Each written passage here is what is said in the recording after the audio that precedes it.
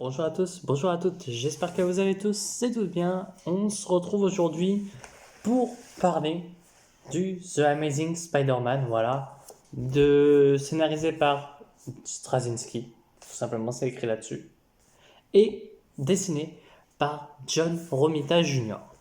Alors, avant de passer dans tout le positif, j'avoue que, alors,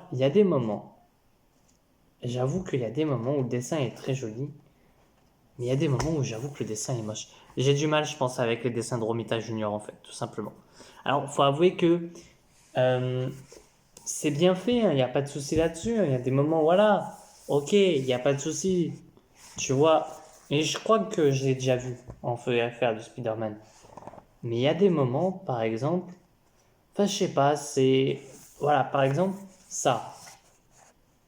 Je trouve que c'est pas très beau. Mais après, chacun ses goûts. Du coup, je dirais pas que voilà, on a des planches magnifiques. Alors, on a des planches qui sont stylées, il n'y a pas de souci là-dessus. Mais c'est vrai que c'est pas quelque chose où je vendrais la lecture pour ce qui est de oui, c'est exceptionnel, les dessins sont franchement géniaux, faut aller dessus. Non, non, c'est un bon non parce que les dessins ne sont pas géniaux de ma part. Mais ça, on est d'accord que c'est toujours subjectif ou objectif. J'ai peur de me gourer. Mais sinon, en revanche, Straczynski nous offre quelque chose d'excellent. Alors, pour en venir d'abord un peu au personnage, etc., il faut savoir que je n'ai pas lu tous les. Enfin, je connais Spider-Man, hein, j'ai l'omnibus, hein, évidemment, j'ai aussi le Spider-Man bleu que vous voyez juste là, hein, évidemment, que je vais lire et en faire une review. Euh, alors, vous aurez déjà un petit peu mon avis, mais sur le titre, parce que voilà, je me suis dit que même ayant parlé de titres que j'ai déjà fait dans le Comics Corp, autant en parler sur la chaîne, ça fait, il n'y en a pas tout le monde regarde les lives, etc. Donc, autant en parler sur la chaîne aussi, et sur Instagram aussi, ça va pas. Mais donc, on a au scénario, voilà, on a un Peter Parker qui est déjà Spider-Man depuis un bon moment, évidemment, et ce dernier va se confronter face à un ennemi du nom de Morlun. Alors, rectifiez-moi si je me trompe, mais je croyais que Morlun était un ennemi de Spider-Man, ça, il n'y a pas de souci là-dessus, mais plus un ennemi multiversel. Enfin, qui va aller choper dans un peu le multivers. Peut-être que je me trompe. Et je pense que je me trompe et que je confonds avec un autre personnage. Mais bref, c'est pas grave. On a aussi l'apparition de Ezekiel, hein, évidemment. Ce personnage qui est apparu dans le désastreux Madame Web. Et alors là, j'avoue que du coup, ben, en fait, ce personnage-là est totalement différent de Madame Web.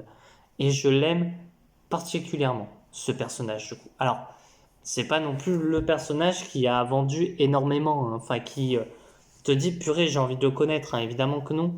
Mais ça reste un très bon personnage. Alors, bon, même si je disais que les dessins sont moches, etc., on a quand même de belles pages, hein, je trouve. Par exemple, alors attendez, voilà. Non mais même, en vérité, je peux pas. Enfin, même là, le dessin, je trouve pas qu'il est splendide non plus, hein. Alors que quand t'as les covers, t'as pas les covers, mais les trucs des issues. Non mais même, en fait, c'est plus la tête de Tante May qui me gêne. Mais attendez, je vais vous retrouver à un moment donné où je me suis dit, bordel, j'aimerais bien voir. C'est pas là. Tac, tac, tac, je ne me trompe pas. Paf, c'est pas là. Je vais le trouver, évidemment.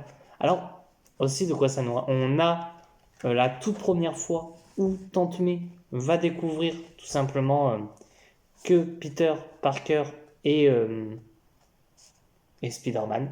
Voilà. Où on va avoir un petit moment où Tante May va. Alors, regardez, par exemple, là aussi. Enfin, désolé, mais. Alors, j'irai sur le tome 2, hein, je crois qu'il y a en tout, c'est marqué, tac, tac, tac, 7 tomes, 6 tomes. Je vais vous dire ça. Amazing Spider-Man. Il y a 7 tomes. J'irai sur les 7, hein, c'est en nomade. En pocket, pardon. Mais j'irai sur les 7, même si j'avoue que, en fait, le dessin me gêne beaucoup plus. Donc, bon, je vais pas le trouver.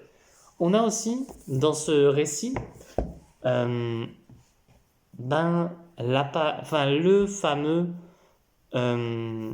l'issue avec tout ce qui est, voilà, le World Trade Center, si je me trompe, où il est 2 tours jumelles.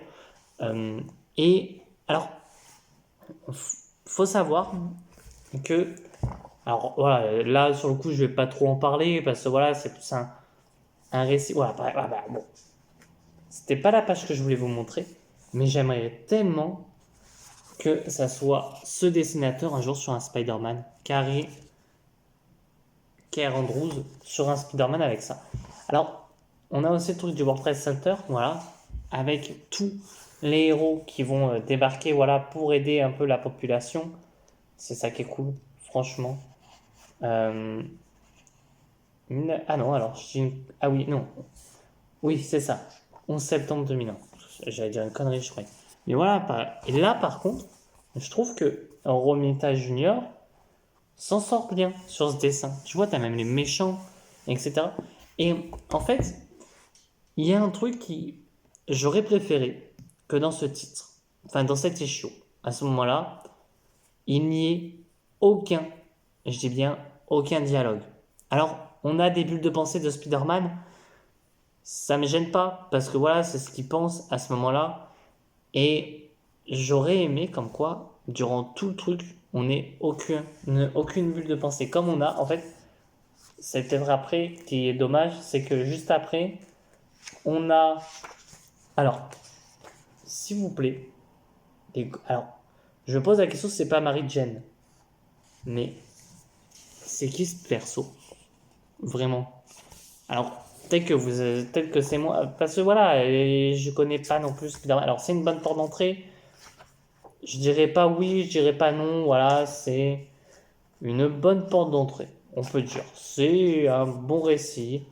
C'est pas. Alors, si t'as jamais lu Spider-Man, que tu ne connais rien à Spider-Man, je ne lancerai pas la personne dessus. Parce que pour moi, il y a quand même des choses à savoir quand même sur Spider-Man, même si on va t'en parler dans comme quoi voilà, il a été mordu par l'araignée, etc. Mais je ne pense pas que. Alors, je pense pas vraiment que ça soit une bonne porte d'entrée pour commencer l'univers de Spider-Man. Voilà. Mais ça reste très bon. Voilà, ça reste très bon. De bons dessins, un bon scénario. De bons dessins, non, j'ai eu une connerie. Un bon scénario, des dessins un petit peu plus moches, voilà, faut l'avouer que c'est pas le truc que j'aurais préféré. Même pas du tout. J'avoue que, voilà, c'est qui est sur l'omnibus, si je me trompe pas. Et je vais pas trouver. Bon, c'est pas grave. Mais voilà, celui qui est sur l'omnibus Ultimate Spider-Man de Bendis dessine largement mieux. Mais après, j'avoue que j'ai pas tant lu de choses avec Romita Junior.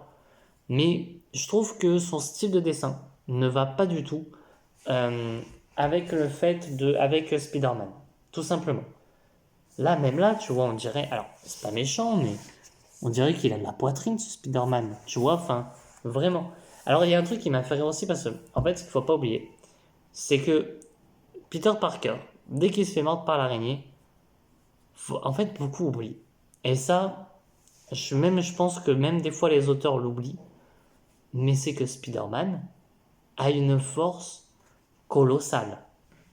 Et c'est vrai que du coup, c'est un petit peu passé à l'oubliette. À un moment donné, on t'en parle pas, mais c'est vrai que je me dis, est-ce que du coup, Morlun avait une force colossale aussi et que du coup, c'est pour cela que justement, ben, ce dernier euh, se fait battre et donc tout simplement, ben, se faisant battre, enfin, ouais, il peut pas utiliser toute sa force. Après, j'avoue que tout le truc où t'as le bras droit de Morlun, j'ai pas tout compris, son délire, voilà. Il aurait pu le faire bien avant, mais on ne dira pas, je dirai pas plus. Mais en réfléchissant, je me dis, bordel, il aurait pu faire bien plus avant. Voilà. J'ai pas tout compris non plus le délire de Morlun. Je vous l'avoue, hein. Euh, En fait, je pense que faut attendre le tome 2. Faudra que j'attende le tome 2 pour voir ce que ça va être. C'est pas mauvais, hein.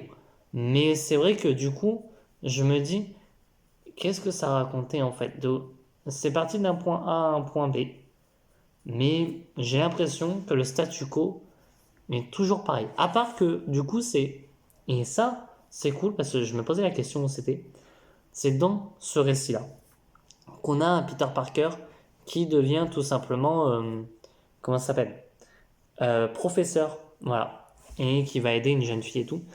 Est-ce que c'est cette jeune fille. Non, je pense pas, mais. Alors, est-ce que c'est là-dedans où on va avoir Silk, etc. Peut-être, j'en sais rien. J'avoue que j'essaye de pas trop me spoiler non plus. Mais bon, voilà. Enfin bref. Sur ce, n'hésitez pas à me dire ce que vous pensez de Spider-Man.